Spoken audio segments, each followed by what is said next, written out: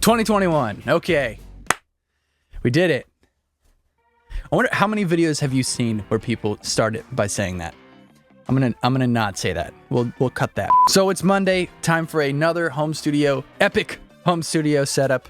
This week we're going over to a friend of mine, Luke Sumner's house here in Nashville. Nashville native.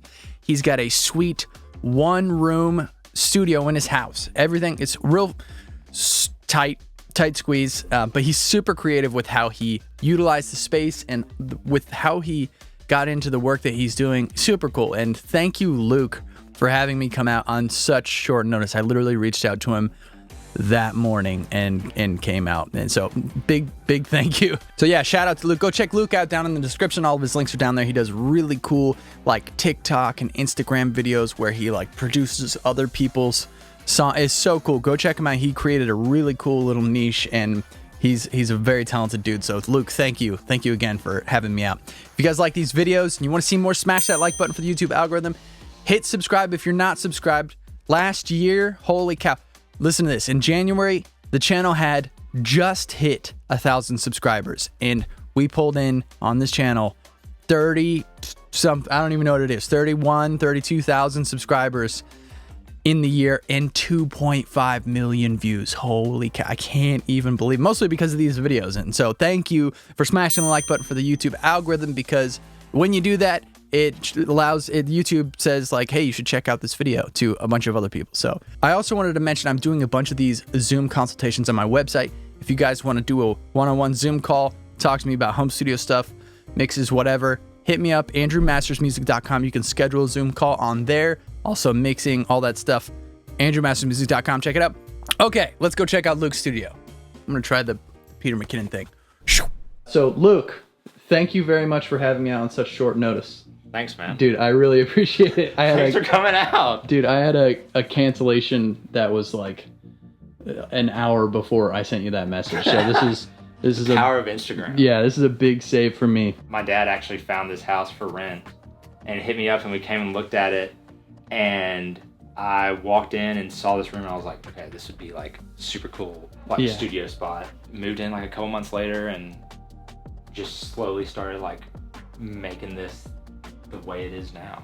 So I born and raised in Nashville, born in Centennial Hospital, grew up in the suburbs around Mount Juliet, Brentwood, and then grew up in Franklin. So when I was a little kid, my dad does music. He's in the music industry as a graphic designer, and he also plays drums. And so like growing up, there are tons of drum kits around the house and just like random instruments. I think I got my first legit drum set when I was 2.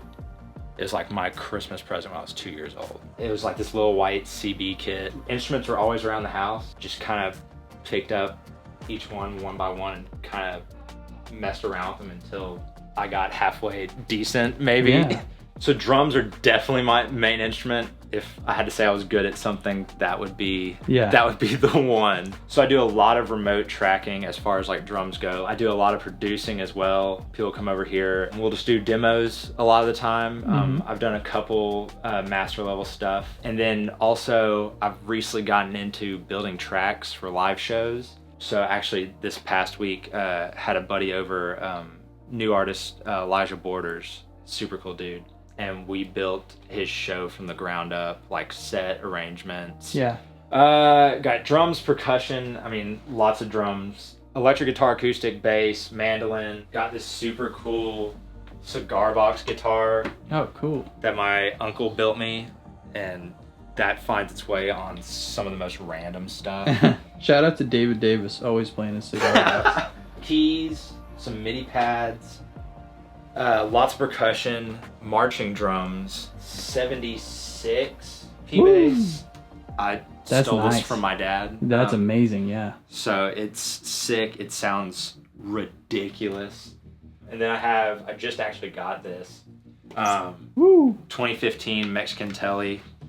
That's gorgeous. And it sounds awesome, I love it. And I have no idea what year this is. It's just your standard Yamaha acoustic. And then I think it was like 18 or 19, I decided that I wanted to play mandolin one summer. Oh, wow. And so I like locked myself in a room and taught myself how to play mandolin. Dude, mandolins are not easy to play. Oh no, dude, and I'm by no means like good at it. But yeah, it's like, you know, a good little tasteful thing to put on a track every now and again. And then everything, I know this just looks like a bunch of junk right here, but this is all like stuff I use for just like random percussion instruments. This Coke bottle, like I'll take like a stick and hit it. This has like some cool like timbre stuff on it. As far as it goes, like everything's kind of a percussion instrument. I used to do this thing on Instagram where I'd put like the story bubble up where you can like ask questions or whatever. Right. I'd say just type in a random household item and I'll like make a percussion instrument out of it. I've done a plunger. I've done a bag of bread. I've done a toilet. I've done a toothbrush. I've done a gallon of milk. I did a fridge door. And then I actually, the next day I was like, that sounds super cool. Yeah. So I took a Beta 52 and a 57 and like ran it into the kitchen and made like samples out of me like slamming the door. Oh, nice. I was watching an Aaron Sterling video. Yes. And because I've always kind of been into like weird sounds and like crazy stuff. When I was in high school and stuff, I'd like busk on the street with friends. Oh, cool. And we were actually in Brazil on a mission trip one time, and I didn't have a cajon. All I had was sticks. This is like kind of what like triggered it for me, was all they had was a wheelbarrow. Oh, cool. And I played like a full set on a wheelbarrow. And it sounded awesome. It was like, I was like, oh, this is so cool. Like I can do weird stuff with non-traditional items. My high school was giving this away, like threw it in the trash. It's a Spock drum from like a set of tenors. What? And so all the time I'll just put like a 57 on it and I'll hit it and I'll use this for the reverb chain for my snare drum. There's a little bit of reverb on the snare, but then the majority of the reverb is coming from this. What? Yeah, it's super weird. Well, that is crazy. It's super freaky. but yeah, I totally robbed that from Aaron Sterling. Oh, okay, yeah. Because he talked about doing it with a rototom, and I was like, well, I don't have a rototom, so I'll just use a Spock drum. Dude, his Instagram is like my favorite. Dude, it's... Get lost in Fusion Fridays. Just some of the stuff he comes up with. I'm like, how do you... And then on top of that, like as far as a player, he's ridiculous too. Right. He's just like a sick player. Yeah. So. And hilarious. Hilarious. So this is just typical MacBook Pro, and then I'm running into a Focusrite Claret 8 Pre. So I'm only running, the entire studio is only running off of 8 channels. Nice. Running Pro Tools as my DAW. Goes into the Claret, and then from the Claret it goes to this madness right here. I just do 8 channels for drums. Is this like kind of always set up, ready to go? Yeah, so this is always set up. I mean, this is like my main kit setup, but as you can see kind of around, there's different kits. Different options. I think in here, I have this, I have my touring kit, and there are 3 kits right there that all have, you know, different sounds, different vibes. I have 1, 2, 3, 4, 5, 6, 7, 8, 9, 10, 11 snares. Woo! No, 12.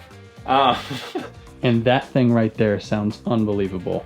Dude, It sounds ridiculous. That's my number one. That's the one that's usually there.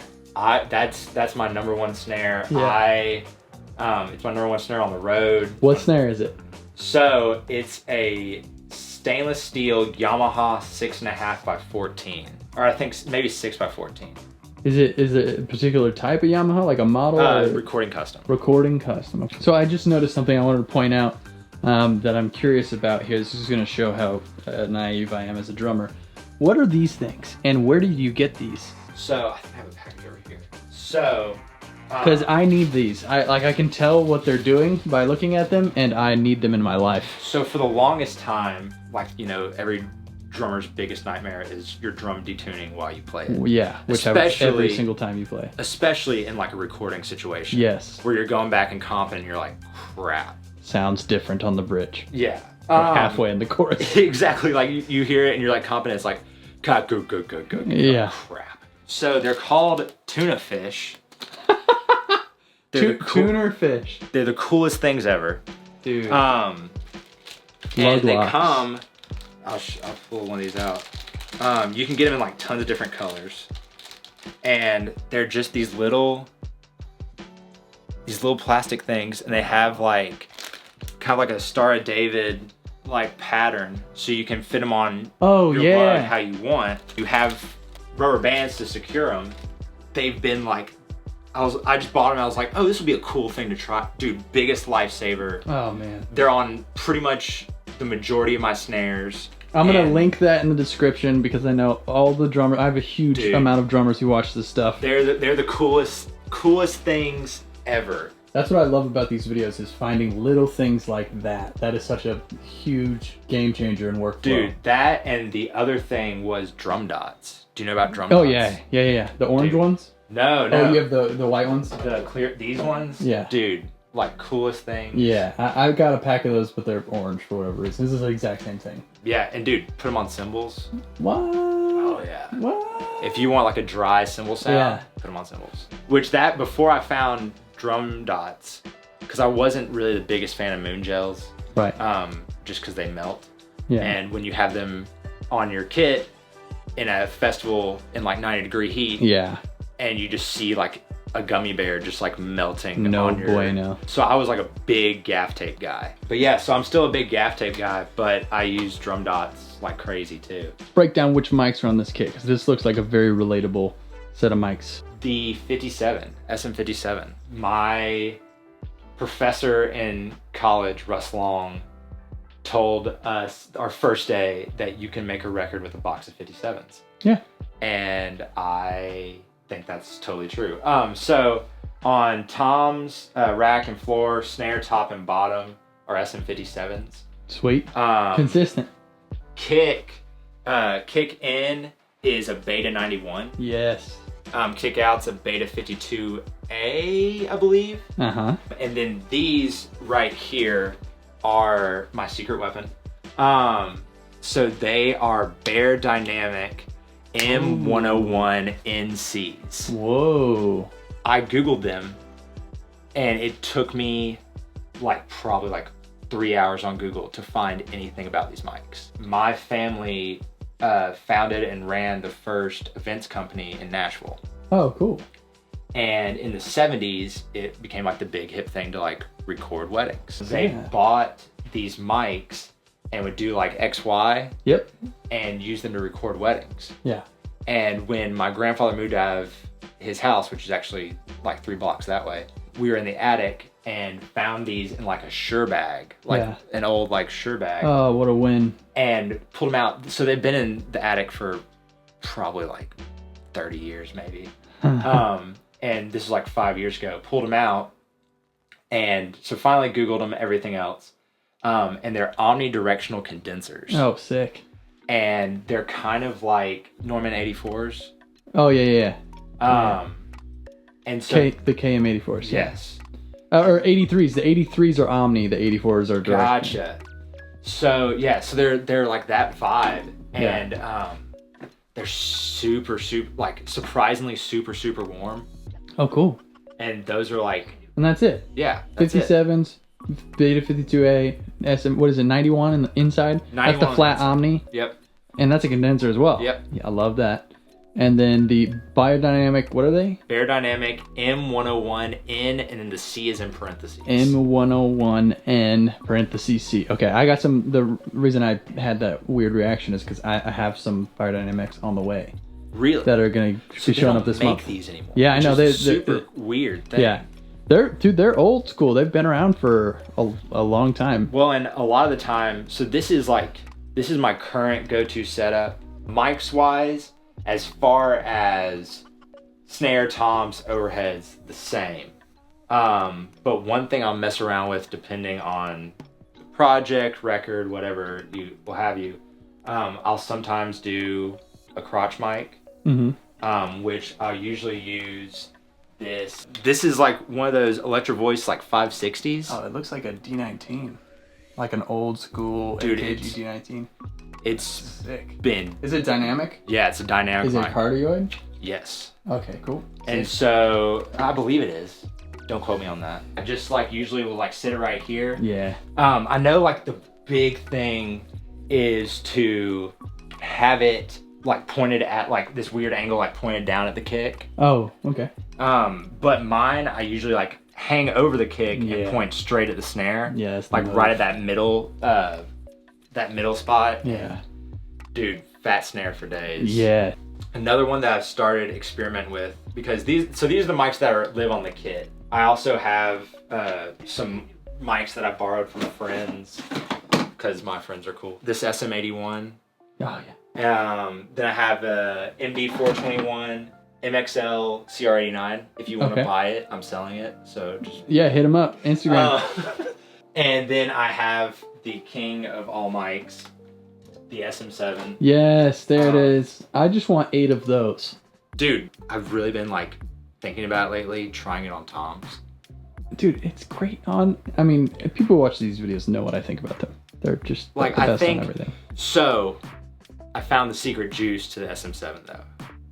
Cloud lift? No, not cloud lifter. Soyuz launcher. Oh, okay. So a gain similar, booster, but different brand. But it's like tube. It's like tube. It like gives you like it changes the it gives you like tube color. Oh, okay.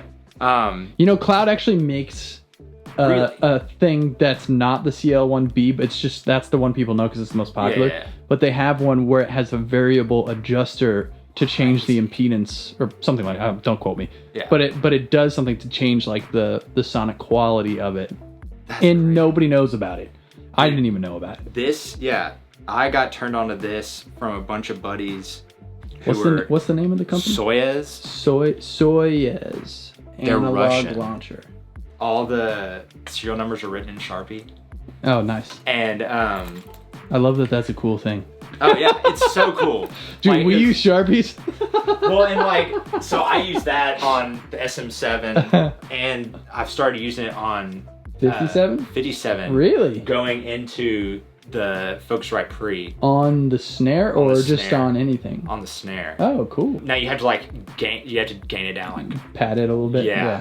But that's funny. But dude, it adds like some sick warmth to it. Cool. You know, you get it in like a little box, and there's like a little business card with this little Russian man's face on it, and it's like a note. It's awesome. But sick, yeah, man. That's the mics. All right, so and these and the mics on the shelves are what you're using on everything, and then you've got some keyboards. Which Yamaha is this? Is this a Privia? No, this is not a Privia. This is just I don't even know what model this is. 88 key Yamaha keyboard. 88 key semi-weighted, and I got it for Christmas one year. And then this is a Novation launch key that I got for free off Craigslist. I got that, and I got like a Focusrite interface and a mic stand, and this guy was like, I just want them out of my house. And I was like, okay, sure. I need one of those guys in my life. Yeah. So I just need all the gear out of my house. I just need all this gear out of my house. Can you please take it? This small compact gear. Dude, it was the weirdest thing. This is what I use for all my key stuff. Okay. Most of the time I use this, and mainly use this for the pitch bend and modulation. So you can like route them together, or you track on the 88 key, and then you write automation through the Novation. So crazy trick that I found out by accident. So if you plug them both in, and you do like you create a MIDI track, they both work on that MIDI together. Track. Yeah, because it's just MIDI and that's funny. That's crazy. If the input is all or Omni or whatever it's supposed to be, So I use that, and then this MPD 218 is awesome. Sick. I use this with Native Instruments battery. Yep. And battery's just like. What sample packs are you using? I have all that you love. So I use all like the stock battery packs. I have like the intro Do you have the bucket? The bucket? What's the bucket? Aaron's $10 sample pack? No. Yeah, you gotta get it. I don't have it either. I'm gonna get it. I need to go home get and that. buy it right away. It's $10. Oh, yeah, I'm gonna go buy that. And he made a bunch of samples. Just random objects. So I'm gonna go get the bucket. I have that sound. Yes. Just like their intro level Okay. pack. And then a lot of the time, I have a group of friends and we just make samples and send them to each other. Yeah. And so we all Like have... open source sample pack. Yeah. So like, I'll get like a text from a friend to be like, hey dude, I made a sample. You want it? I'm like, sure, why not? Send it to me. Please, all the time. And I make my own. Okay. So you're getting creative, making your own and using some stock stuff. Yeah. But there's no like this specific library is like. Oh, no. Oh, okay, no. cool. Yeah, I pull from everything. What are some of the cool projects that you've worked on over the past year and that you're continuing to work on that you're excited about? Yeah, so the Elijah Borders show, it's super cool. If you get a chance. It's Elijah what? Elijah Borders. Borders. Okay. That's an artist. Yes. Cool. It's kind of like, not necessarily country, it's more like pop punk kind of stuff. I've been doing a lot of demos with some artists here in town. One of the biggest records I got a chance to play on was Native Tongue by Switchfoot. Oh, cool. So hopefully, fingers crossed, that record goes gold this year. The song Native Tongue on the record Native Tongue, that's me on drums. Oh, so. Dude, that's awesome. But yeah, and then just the stuff on TikTok and social media, I've just been pulling artists that I like, just pulling their videos off of the web and building full productions around them. And it's usually just them and acoustic guitar and just adding keys and bass and electric and drums and samples and just posting online. What's your Instagram and what's your TikTok? So my Instagram is LukeSumner7, LukeSumner7. And then my Facebook and my TikTok are Luke Sumner Music. Luke Sumner Music on Facebook, TikTok, Luke Sumner7 on Instagram. We forgot to do this in the rig rundown. What speakers are these? So these monitors are JBLs. They're LSR 308s. When I was looking for monitors, this was a while ago. When I was looking for monitors, I was super conflicted. I didn't know like if I wanted to go the 5-inch or 8-inch or what, and found these for a super good deal. And because you struggle between, do I get the 5-inch in the sub or do I just go the 8s or and so I had a bunch of friends who had the KRKs. And so that's where I was kind of leaning, and then these popped up on Facebook Marketplace one day and I was like, I'll go grab them. Yeah, dude, they're awesome. I love them. Sweet. Got a really good amount of low end to them. Yeah, these are nice. These are like some of the sort of off the shelf studio monitors you can get at like a Guitar Center. Oh, that sounds good, just like out of the box. Yeah, absolutely. And they're not expensive at all. Yeah, like super budget item. One of the things I love about this is just how home this is. Yeah. You know what I mean? Like this is like you're just in here working. You know, you're not super concerned about like some people get so caught up in like, well, the windows and you're too close and all the rules and all that stuff. Like you're in here just making music and working, which is way more important. Which a lot of the time, and my roommates can vouch for this, I'll be in here at like 4 o'clock in the morning. Yeah. And I'll like look down and be like, oh, I haven't eaten today. That's a problem. Yeah. Yeah. Like, just because normally like I'll have these blinds pulled and I won't have any of my lamps on, and I'll just be like just in it and just working. And because a lot of the time, like, and you know this, like once you get in a flow, like you're like moving and you're just going from just space. Refilling the coffee cup is all I'm doing. Yeah. And then what kind of desk is this? This looks like it's a desk I bought from Target. Target desk. Sick. Target desk. Yeah. So, Hustle. This is the Hustle desk. And then this is I actually just got this for Christmas. It's a Targus, and it's like a keyboard fan. Yeah. One of my buddies was talking about how like gamers use those all the time. I was like, okay, how are 2 little fans and a piece of plastic gonna like keep my computer cool? Because it was like dragging and stuff. Dude, that thing is like a lifesaver. Oh, cool. Like I've never had, like this past week we were just cranking and cranking. It was keeping up. So this kit is a 1967 Ludwig, and my dad got it from his friend Ron Flack. Shout out Ron. Because Ron found it in a basement in Michigan, I believe, and it was like waterlogged, had water damage, everything else. And so he called my dad and was like, "Can I bring these to you?" My dad was like, "Just bring me a rack, Tom. Show me, just to see what I'm getting." And he showed up with the entire kit and was like, "Just take them, just get them out of my hair." Yeah. And so they sat in my dad's office for probably 20 years. And in college, I got called to do like a 60s vibe session. I was like, "Can I use those?" Because at the time they had calfskin heads on them.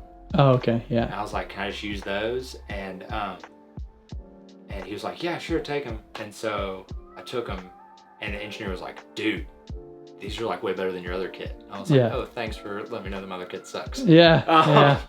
But yeah, so took it, put brand new Remo heads on it, and dude, it's like my #1 studio kit. Heck yeah, dude. They sound good on everything. Yeah, that's true. This is a Gretsch Catalina Club. It's a 12, 14, 18. I use that a lot for I use a lot for samples, loops, anything like that. This is a Pearl Masters Custom. Oh, sweet. That's one of my touring kits. And then this is a 2005 Ludwig. Oh, cool. That's super cool. This snare right here is like one of my favorite go-tos. It is a Slingerland 12x7. Oh, yeah. And it can be super tight or super fat. Copper? Yeah, so it's copper. Yes. And my dad bought it for $100 from one of the drummers at the Opry. Oh, cool. And we talked with him when we got it, and it had never been hit with a stick before. What? It was like their dressing room like jam drum, and he'd only ever played it with brushes. And he's like, "It's never been hit." That's it, man. That's awesome. And then you squeezed in a chair because it's tight in here. Oh, it's tight. You got the kit. It's amazing how this is such a perfect, like, I'm going to do everything in this room. Yeah. But you still squeeze the chair in because it's like. Well, like a lot of the time is like the artist or the producer, depending on if I'm producing or not, they'll sit right there and just kind of, I'll give them a pair of headphones. Yeah. We'll go to town.